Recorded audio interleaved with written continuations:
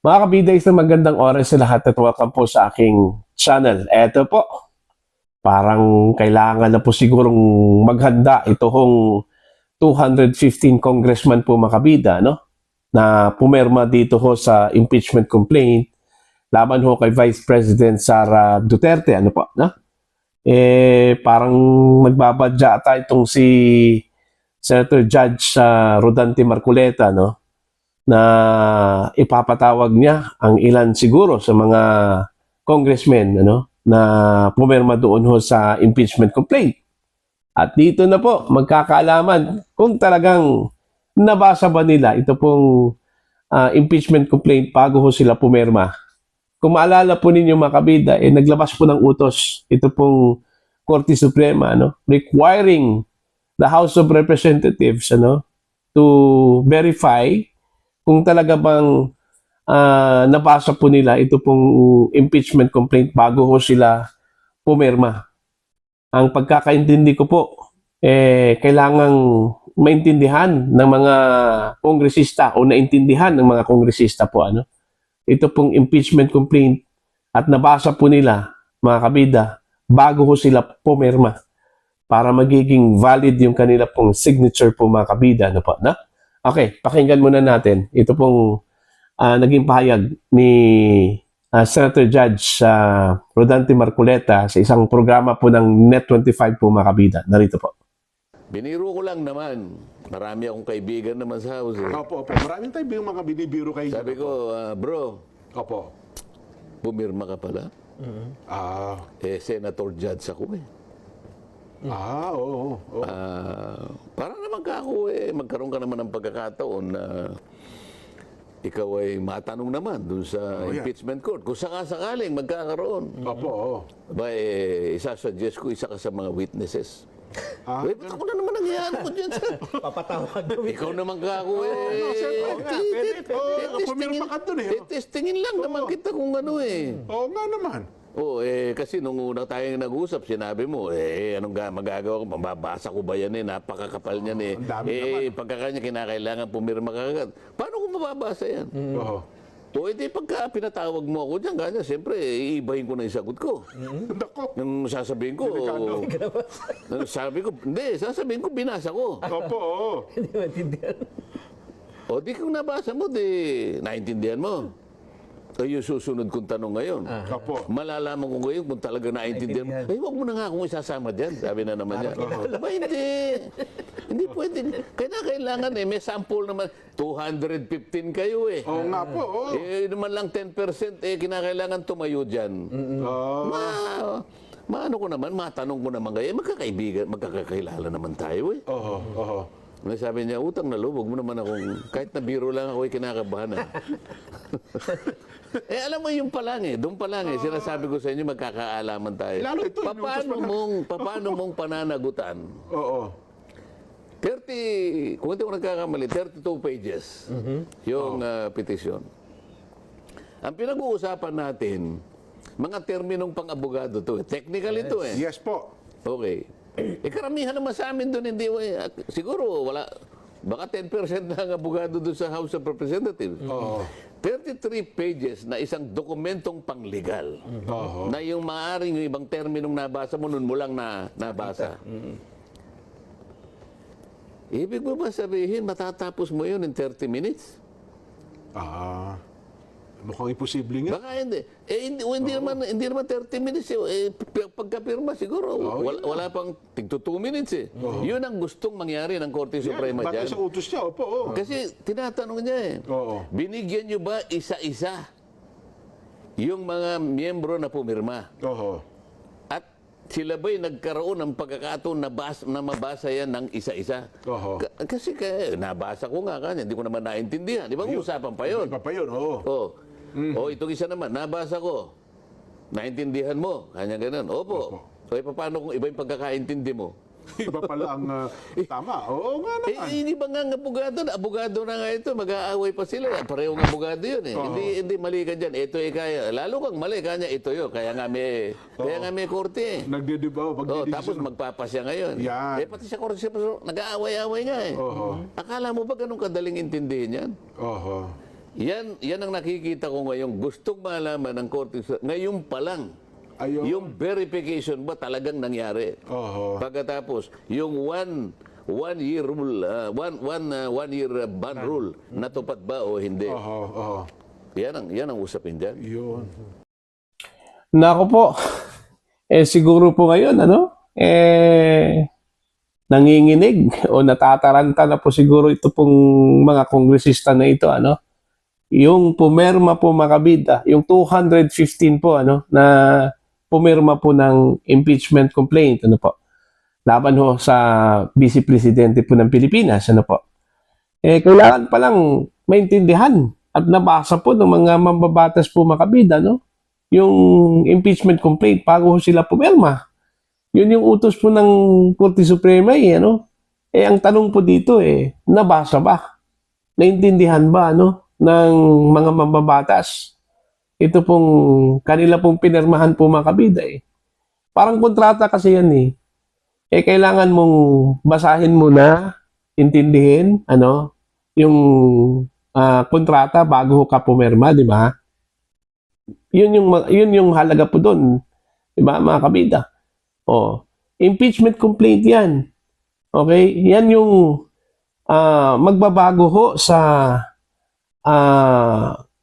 buhay ng isang impeachable officer, Okay? So, kailangang suriin muna, basahin muna, intindihin kung talaga bang yung mga asunto doon, yung reklamo doon ay katanggap-tanggap ba, mga kabida? Hindi ba ito unfair at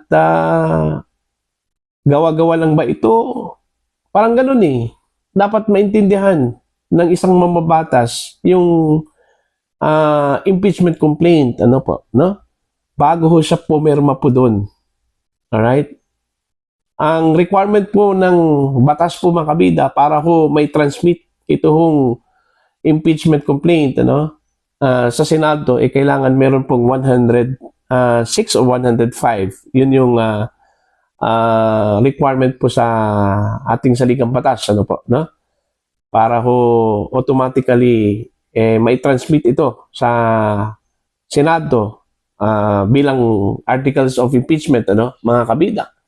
Sumobra po, maabot po ng 215, ito hong nakaperma po mga kabida sa impeachment complaint laban ho sa Vice Presidente po ng Pilipinas. So, presumably, ito pong pumirma, nabasa po nila ito.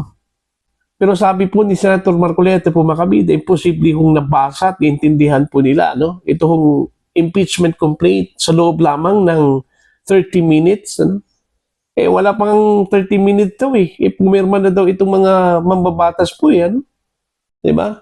Kung maalala po ninyo makabida, nung araw na yun, umaga pa lang, nagmi-meeting na po ito pong mga mambabatas po, At ang una pong napag-alaman, meeting, simple meeting lang po yun, yun na pala. Nangalap na pala ng perma, yung mga leaders po ng House, mga kabida, doon po sa kanilang mga nasasakupan po. Okay? Itong mga miyembro po ng House of Representatives. At in the afternoon na po, nalaman na meron palang nangyaring signature campaign, Kasi, yun nga nung hapon na yun, nalaman po ng madlang people, na nakuha na raw itong 105 or 106 signature as required by the Philippine Constitution, para umusad po itong impeachment complaint papuntang Senado, mga kabida, Okay? So, maganda itong ginawa ho ng Korte Suprema, para po ma-verify na yung perma po o pagpirma po ng mga mambabatas, talagang naintindihan po nila, ito pong kanilang pinirmahan po. Okay?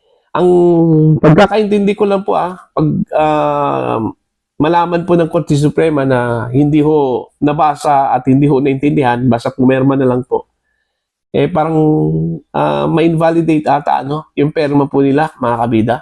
Yun yung pagkakaintindi ko po, Kasi, ano ba ang purpose kung bakit po tinanong po yan ng Korte Suprema po mga kabida? Mantakin nyo, very specific yung pagsusuri ho ng Korte Suprema dito ho sa impeachment complaint laban ho sa Vice Presidente po ng Pilipinas. Okay, detailed masyado yung information na kailangang i-submit po mga kabida ng House of Representatives doon. Okay? So, kailangan pong isa-isahin po yun. Okay? Time, kung kailan po naisampa yung complaint. Okay? Tsaka, yung Vice Presidente ba ay nabigyan ba ng kopya bago ho na-transmit sa Senado yung impeachment complaint po mga kabida, At saka ito, okay? Dapat po malaman kung bago pumirma itong mga congressmen na ito, nabasa ba nila at naintindihan, malinaw po yun yung kanila pong pinirmahan. Gaya ng sinabi ko po, katulad po ng kontrata po mga kabida, kailangang mabasa talaga yan at maintindihan po ng pipirma dyan sa kontrata na yan, Kasi pag hindi ho niya naintindihan, basta pumirma na lang po siya dyan, hindi po niya nabasa, basta pumirma na lang po siya dyan, baka ma-invalidate yung contract na yon, mga kabida.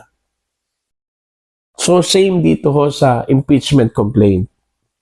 Kailangan hong intindihin ng kongresista yung impeachment complaint, basahin ang impeachment complaint bago siya pumirma dito. Ganun yun, mga kabida.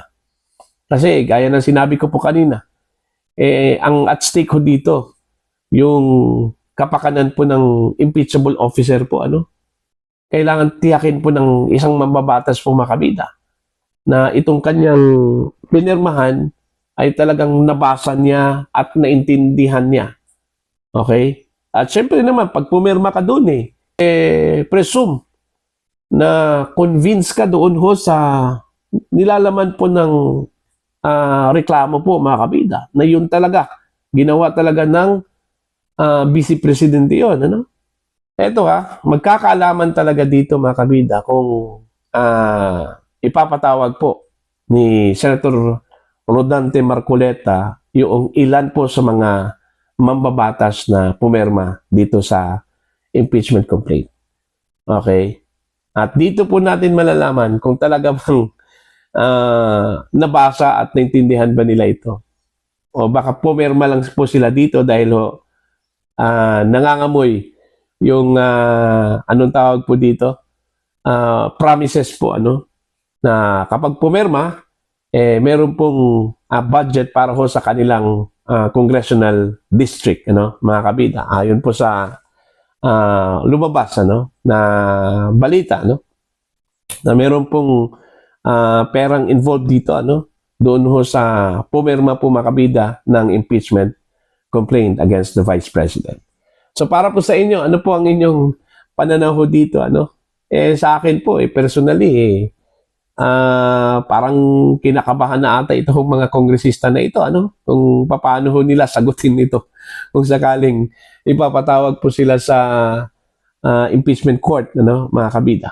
For your comment and opinion, please comment down. Sa mga hindi pa po subscribers sa akin channel, please subscribe. Just click the subscribe button, click the notification bell, click all para updated po kayo mga kabida sa aking mga uploads. Maraming salamat po sa inyong lahat.